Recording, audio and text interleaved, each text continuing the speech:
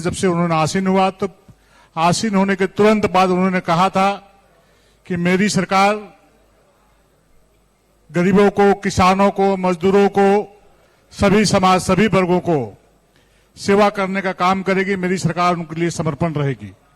और मुझे लगता है कि देश आजाद होने के बाद देश को पहली बार इस प्रकार का एक गरीब बाप का बेटा, एक चाय बेचने वाला बेटा, एक जूठा बांधने वाली मां का बेटा, एक चाय बेचने वाला एक गरीब बेटा जब देश का प्रधानमंत्री बना है तो देश के लगभग 140 करोड़ लोगों को, जिस प्रकार से देश आजाद होने के बाद कांग्रेस पार्टी हमेशा ये बोला करती थी चुनाव के समय कि हम गरीबों के लिए काम करेंगे, गरीबों का कल्याण करने का काम करेंगे, गरीबों का चिंता करने का काम करेंगे, लेकिन जैसे सरकार में कांग्रेस पार्टी आती थी गरीबों को, गांव को, किसानों को, मजदूरों को भूलने का काम करती थी और वो सिर्फ और सिर्फ अपने और अपने परिवार की चिंता करती थी।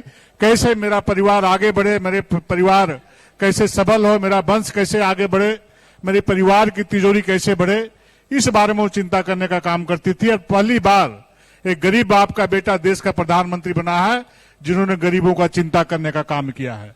और देश आजाद होने के बाद पहली बार 25 करोड़ से अधिक लोग गरीबी रेखा से ऊपर आने का काम किए। मैं थोड़ा सा रोक लेती हूँ आपको, क्योंकि आप तो योजनाएं जो है बता रहे हैं, जनता मुझे लगता है बेहतरीन जो है तमाम चीजों को जानती है।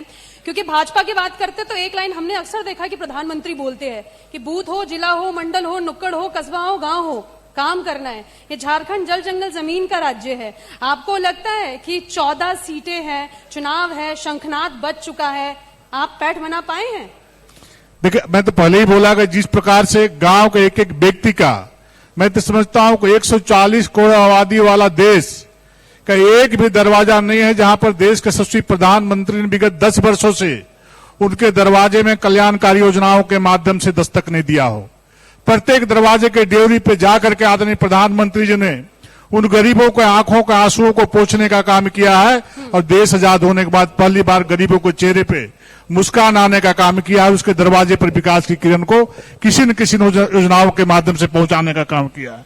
और पहली बार ऐसे गरीब लोग सोच रहे हैं, गांव वाले सोच रहे हैं, आम जन सोच रहे हैं कि पहली बार यदि देश के गरीबों का चिंता करने का कोई काम किया है तो नरेंद्र मोदी जी ने किया है। और नरेंद्र मोदी जी को गांव के लोग, गरीब लोग, किसान लोग दिल से आशीर्वाद और दुआ देने का काम कर रहे हैं। चाहे बूथ स्तर की बात हो, मंडल की बात हो, लोकसभा की बात हो, जिला की बात हो, प्रत्येक व्यक्ति काफी उत्साह में है कि कब चुनाव का दिन आए ताकि हम जाकर के बटन दबा करके कमल फूल चाप में हम वोट देने का काम करें, वोट के माध्यम से देश के यशस्वी प्रधानमंत्री जी को आशीर्वाद देने का काम करें ताकि आने वाले 5 वर्षों में तेज रफ्तार के साथ फिर देश का विकास करने का काम मोदी जी करें। और दुनिया में जिस प्रकार से भारत की साख बढ़ी है, भारत की पहचान बढ़ी है, जिस प्रकार से 2014 से पहले देश की बदनामी एक बुरे नाम से लिया जाता था। लेकिन एक बात जो है, मैं क्योंकि दर्शक यहाँ पर बैठे हुए हैं, लोग आए हैं, सुन भी रहे हैं, एक जहन में सवाल सबके है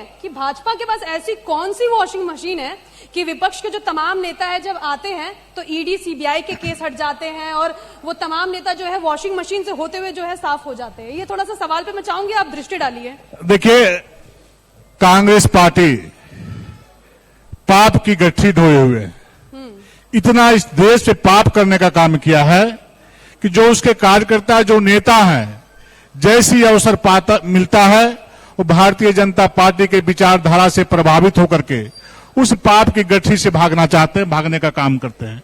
चूंकि वो लोग जानते हैं कि समाज के गरीब व्यक्ति का, अंतिम व्यक्ति का यदि कोई कल्याण कर सकता है तो भारतीय जनता पार्टी कर सकता है, नरेंद्र मोदी कर सकते हैं। क्योंकि महिलाओं के आरक्षण की बात हो तो तालियां भी बजी थी। और क्योंकि मैं दिल्ली की बात करूं, देश की राजधानी से जो बिगुल बजा था पार्लियामेंट से, आप भी जो है इसके चश्मदीद गवा रहे थे। तो ऐसे में आपसे सवाल मेरा बनता है कि सीता और गीता यानी कि जेएमएम और कांग्रेस छोड़ जो महिला लीडर शामिल हुई जिन्हें टिकट भी मिला, ऐसे में एक नाराजगी ये रही कि पैराशूट लैंडिंग जो लोग करते हैं उनको भाजपा आगे कर देती है। नहीं, आप चूंकि महिला आरक्षण का बात आप बोले तो बस जान लीजिए, यही कांग्रेस पार्टी 29 वर्षों से महिला बिल लाने का प्रयास कर रही थी और 11 बार पार्लियामेंट में बिल आने के बावजूद भी इन लोगों ने उस महिला बिल को कानून का रूप नहीं देने का काम किया।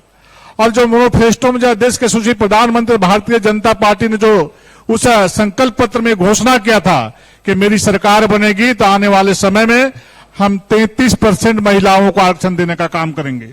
और आपको याद होगा कि आज से 2 महीना पहले जब पार्लियामेंट चल रहा था तो यही विपक्ष के लोग मुंह बंद करके वहां पर बैठे हुए थे और विरोध करने का काम कर रहे थे। और भारतीय जनता पार्टी ने देश की माताओं और बहनों को जो कहा था वो करके दिखलाया है और 33% आरक्षण आज के दिन में माताओं बहनों को देने का काम किया है। इस प्रकार से अब जहां तक बात है कि जो गीता कोड़ा सीता सोरेन की बात है, वो गीता कोड़ा जी शुरुआती दौर से भारतीय जनता पार्टी के परिवार से आने वाली बहू थी। सीता सोरेन जी भी जिस प्रकार से झारखंड मुक्ति मोर्चा का जिस प्रकार से अन्याय अत्याचार उनके साथ उनके बेटियों के साथ जिस प्रकार से सोरेन परिवार ने करने का काम किया है, जिस प्रकार से अनदेखा करने का काम किया, वो अंतर मन से रो रही थी। और जिस प्रकार से उनके पति दुर्गा सोरेन जी ने जिस प्रकार से झारखंड मुक्ति मोर्चा को सींचने का काम किया था, उनको साइड करने का काम है सोरेन परिवार झारखंड मुक्ति मोर्चा ने किया। लेकिन था। सवाल मेरा पैराशूट लैंडिंग को लेकर, आपने आरक्षण की बात की, अच्छा लगा सुन के, क्योंकि एक महिला होने के नाते मुझे भी इस चीज को सुनकर प्राउड फील होता है। लेकिन अब सवाल यही बनता है कि जो पैराशूट लैंडिंग होती है, जब टिकट दी जाती है तो कार्यकर्ताओं की जो नाराजगी होती है वो खेमेबाजी में तब्दील हो जाती है, जो सार्वजनिक तौर पर नजर नहीं आती। लेकिन अगर आप क्षेत्र में जाएंगे तो कार्यकर्ता जो है कम स्वर में सही लेकिन बोलते हुए जरूर नजर आते हैं। नहीं, ऐसी बात नहीं है। सीता सोरेन जी भी और गीता कोड़ा जी भी जमीन से जुड़ी हुई कार्यकर्ता हैं और जमीन में जनता की सेवा करने वाली कार्यकर्ता हैं। और भारतीय जनता पार्टी का एक एक कार्यकर्ता, जब सीता सोरेन जी दिल्ली से रांची एयरपोर्ट में आई थी तो आप चैनल में आप देखे होंगे कि सैकड़ों हजारों की संख्या में भारतीय जनता पार्टी के कार्यकर्ता एयरपोर्ट में जाकर के स्वागत करने का काम किया था। उसी प्रकार गीता कोड़ा जी जब यहां से ज्वाइन करके चाईबासा की धरती पर पहुंची थी, वहां भी भारतीय जनता पार्टी के एक कार्यकर्ता ने उनका स्वागत करने का काम किया और अभिनंदन करने का काम किया। दूर दूर तक कहीं कहीं कोई कार्यकर्ताओं में नाराजगी नहीं है। कार्यकर्ता हाथों हाथ उनको लपकने का काम किया है। और आप देखेंगे इतिहास गवाह रहेगा कि दुमका की सीट और चाईबासा सिंहभूम की सीट, हम दोनों जगह झारखंड मुक्ति मोर्चा कांग्रेस को पछाड़ने का काम करेंगे और भारी बहुमत से हमारे दोनों प्रत्याशी जीतने का काम करेंगे। सर, राहुल गांधी जी कहते हैं, आप तो काफी बार मिले भी होंगे उनसे पार्लियामेंट में, वो कहते हैं कि मोहब्बत की दुकान खोलने निकला हूं और नफरत की दुकान बंद करने निकला हूं। ये इशारा बीजेपी की तरफ है या कुछ और समझाना चाहते हैं आप? नफरत की दुकान तो वो खोले बैठे हैं। तुष्टीकरण की राजनीति कौन करता है? भेदभाव की राजनीति कौन करता है? राम मंदिर जैसे रामलला का 500 वर्षों के बाद वहां पर विराजमान होने जा रहे थे, उस रामलला के मंदिर को दर्शन करने का, भेदभाव करने का और उस पर नहीं जाने का निर्णय कौन लिया? कौन तुष्टीकरण की राजनीति करता है? कौन भेदभाव करने की राजनीति करता है? कौन नफरत करने की राजनीति करता है? वो स्पष्ट है। क्या वोट की राजनीति के चलते तुष्टीकरण की राजनीति करते हैं और एक वर्ग विशेष को खुश रखने के लिए कोई भी किसी भी हद तक जाने का काम करते हैं। तो भारतीय जनता पार्टी देश आजाद होने के बाद, देश आजाद होने से पहले 500 वर्षों की हिंदुओं की विराट इच्छा थी कि रामलला झोपड़ी से आकर के राम मंदिर में विराजमान होने का काम करें, भव्य रामलला मंदिर में राम भगवान को हम दर्शन करने का काम करें। और अब नरेंद्र मोदी जी की सरकार, भारतीय जनता पार्टी की सरकार न्यायालय से लेकर जनता के बीच जाकर के सभी अड़चनों को दूर करने का काम किया और भगवान रामलला आज राम मंदिर में विराजमान है। और देश दुनिया का सबसे भव्य मंदिर राम मंदिर बनकर तैयार हुआ है। वहां पर रामलला विराजमान है और लाखों करोड़ों लोग राम भक्त आज जाकर के वहां दर्शन देने का काम करने का काम कर रहे हैं। कहते हैं कि तारीख नहीं बताएंगे लेकिन मंदिर बनवाएंगे। मंदिर भी बन गया, तारीख भी पता हो गई, जो है काशी का भी काम पूरा हो गया, अयोध्या का भी हो गया, अब मथुरा की भी बारी है। तो ऐसे में विपक्ष का ये कहना है कि मंदिर और मंदिर बनाए जा रहे हैं, लेकिन जो 45 साल का बेरोजगारी का जो आंकड़ा अब सामने आया है वर्तमान की सरकार में, उसको लेकर आप क्या कहेंगे? शायद उनको ये पता नहीं है कि नरेंद्र मोदी जी की सरकार 23 करोड़ युवाओं को मुद्रा योजना के माध्यम से रोजगार से जोड़ने का काम किया है। शायद उनको पता नहीं कि करोड़ों लोगों को, करोड़ युवाओं को सरकारी नौकरियों में नौकरी देने का काम किया है। शायद उनको पता नहीं कि महिला बहनों को महिला समिति के माध्यम से कम दर पर इंटरेस्ट दे करके, लोन दे करके रोजगार से जुड़ने का काम किया है। इन लोगों ने कभी रोजगार देने का काम नहीं किया। वैसे लोग झूठे वादे, झूठे बातें, झूठे सपने दिखा करके जनता को गुमराह करने का काम करते हैं। देश की जनता, झारखंड की जनता जानती है कि जब जब कांग्रेस के समर्थन से इस राज्य में सरकार चलती है, चाहे इस देश में कांग्रेस के नेतृत्व में सरकार चलती है, जनता की गाढ़ी कमाई को इन लोग लूटने का काम करते हैं, अपनी तिजोरियों में भरने का काम राहुल करते गांधी हैं। तो काफी नाराज है आपसे। वो भारत जोड़ो यात्रा निकालते हैं, भारत जोड़ो न्याय यात्रा निकालते हैं। अभी हाल ही में झारखंड से भी वो होकर जो है यात्रा गई है। मोहब्बत की दुकान खुलती है, नफरत की दुकान बंद होने की बात होती है, बेरोजगारी की बात होती है, आर्थिक मंदी की बात होती है, युवाओं के साथ शोषण की चर्चा होती है, नारी को लेकर चर्चा होती है। वो तो काफी नाराज है आप लोगों से कि आप लोगों ने राहुल गांधी जी जो यात्रा निकालते, भारत जोड़ो नहीं था, वो भारत तोड़ो यात्रा थी। और जिस क्षेत्र से वो यात्रा गुजरी है, वहां सैकड़ों लोग भी जमा नहीं हुए थे। धनबाद में आप पता कर लीजिए, जिस रास्ते से उनकी यात्रा गुजर रही थी, 100 लोग भी नहीं थे। 5-10 मोटरसाइकिल में कार्यकर्ता लेकर के उनकी यात्रा की अगवानी कर रहे थे। और जहां तक अब मुद्रास्फीति की बात किए, उनको याद होना चाहिए कि 2004 से 14 के बीच जब उनकी सरकार चल रही थी, तो किस स्तर पर उनका आर्थिक दर था। 2009-10 में 10 से 12% था उनका आर्थिक दर, जबकि आज देश में 6 पॉइंट आर्थिक दर है।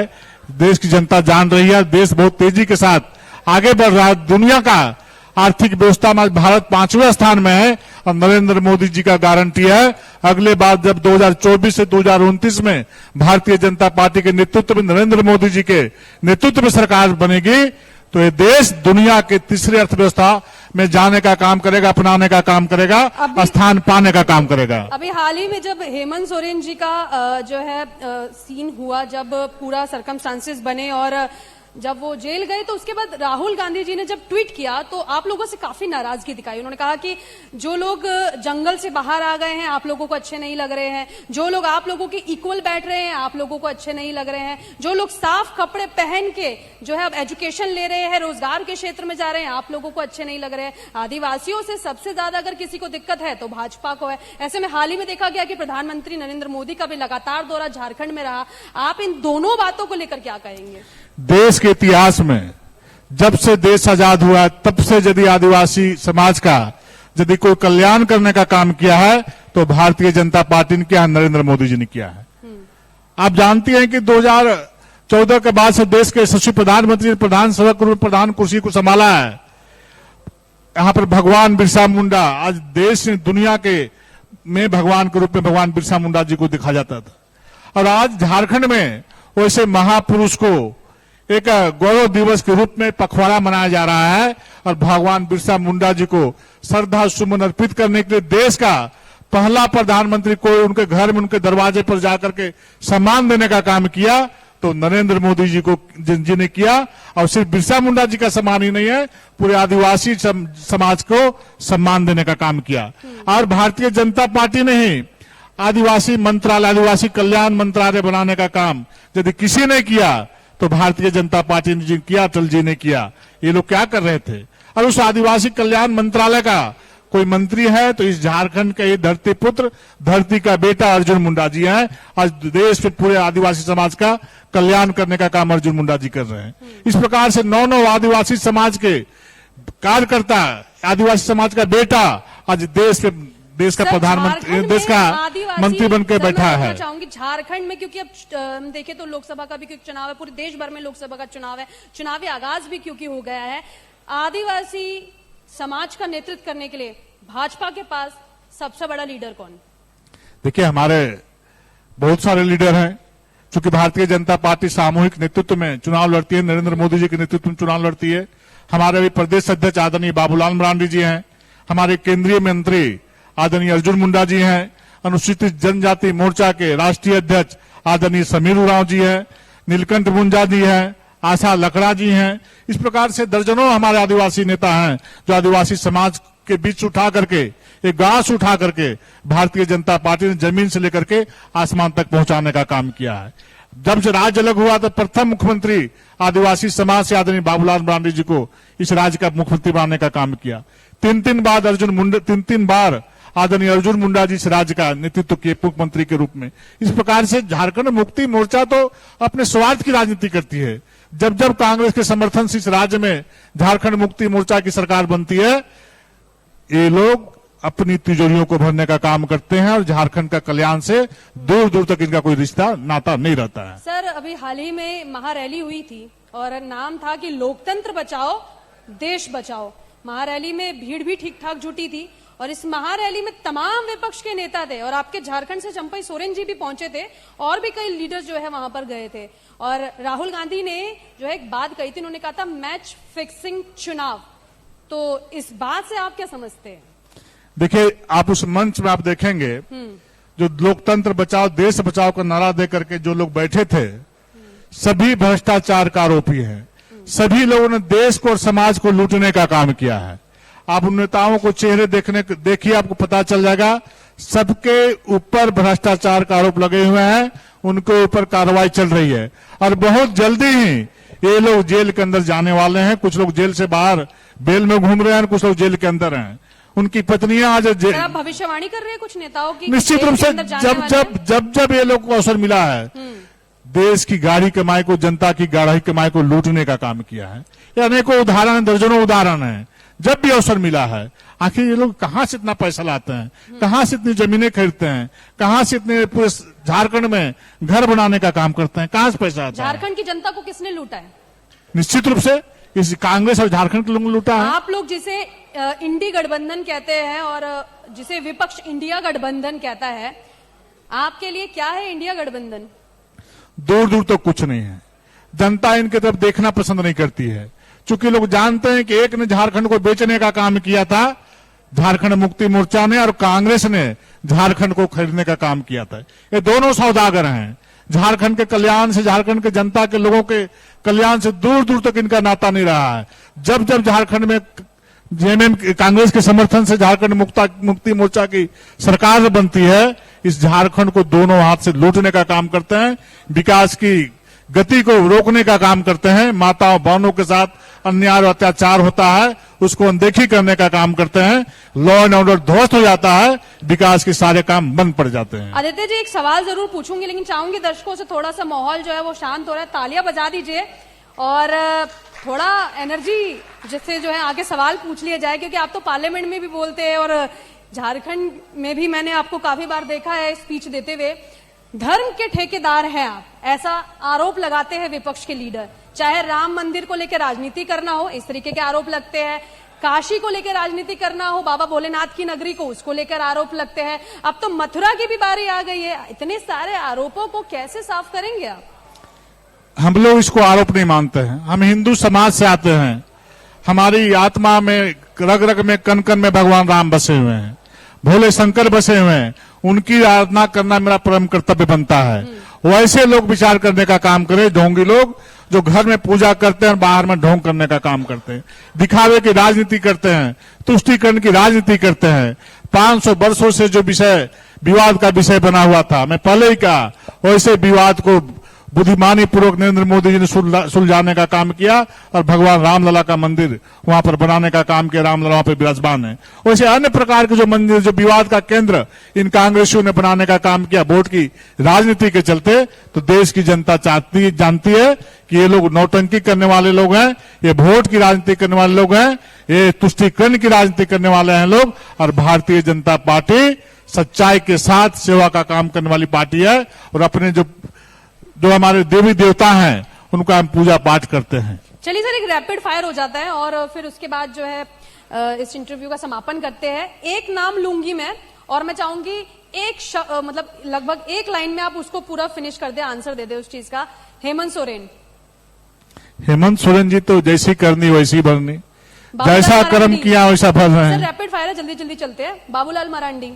बाबूलाल मरांडी लंबे समय तक इस राजनीतिक जीवन में हुए हैं, लेकिन आज तक भ्रष्टाचार का एक आरोप कोई व्यक्ति लगा नहीं पाया है। Sir JMM. झारखंड मुक्ति मोर्चा भ्रष्टाचार में डूबी हुई राजनीति करने वाली पार्टी है। कांग्रेस का तो एक एक ब्लड में, कनकन में, खून में उसका भ्रष्टाचार डूबा हुआ है। भारत जोड़ो यात्रा। वो भारत तोड़ो यात्रा है। वो भारत को तोड़ने के लिए निकले थे, भारत को जोड़ने के लिए निकले थे। राहुल गांधी का तो लिखी हुई पर्ची से वो पढ़ करके भाषण देते हैं, जो लिख के देते हैं लोग उसको पढ़ के भाषण देते हैं। चंपई सोरेन जी अब यदि वही रास्ते पे चल रहे हैं तो बहुत देर नहीं है कि जो हसर हेमंत सोरेन जी का हुआ वही हसर चंपई जी का भी होगा। 14 का 14 सीट देश के यशस्वी प्रधानमंत्री नरेंद्र मोदी जी के द्वारा किए गए कल्याण कार्यों से हर दरवाजा में बैठा व्यक्ति ये चिंता कर रहा है कि कब वोट का दिन है, ताकि हम नरेंद्र मोदी जी को बटन दबा करके आशीर्वाद देने का काम करें और कमल खिलाने का काम करें। बीजेपी भारतीय जनता पार्टी समाज के अंतिम व्यक्ति की चिंता करती है, उसकी विचारधारा में कि समाज में रहने वाला अंतिम व्यक्ति के दरवाजे तक विकास की किरण को पहुंचाना है, उसके चेहरे पे मुस्कान लाना है, और उसी मूल मंत्र के साथ नरेंद्र मोदी जी 140 करोड़ देश के लोगों की सेवा करने का काम कर रहे हैं। इसीलिए तो सर एक बात याद आती है कि ये राजनीति नहीं इतनी आसान, इतना समझ लीजिए आग का डरिया है और डूब के जाना है। तो देखते हैं कि कौन डूबता है, कौन बचता है, किसका पत्ता कटता है और किसका पत्ता बचता है, क्योंकि 24 का शंखनाद जो है वो हो चुका है। मोदी गारंटी से भाजपा जो है वो चुनावी मैदान में कूद चुकी है। जेएम जो है वो अपने तमाम चीजों को लेकर जो है जनता के बीच में उतर चुकी है। कांग्रेस जो है गारंटी के नाम पर बात कर रही है। कई गारंटियां जो है राहुल गांधी भी घोषणा पत्र के माध्यम से कांग्रेस मुख्यालय में बताते हुए नजर आए हैं। लेकिन ये पब्लिक क्योंकि सब जानती है, तो इन्हें ही तय करना है कि किसको सत्ता की सियासत पर इस बार बिठाना है।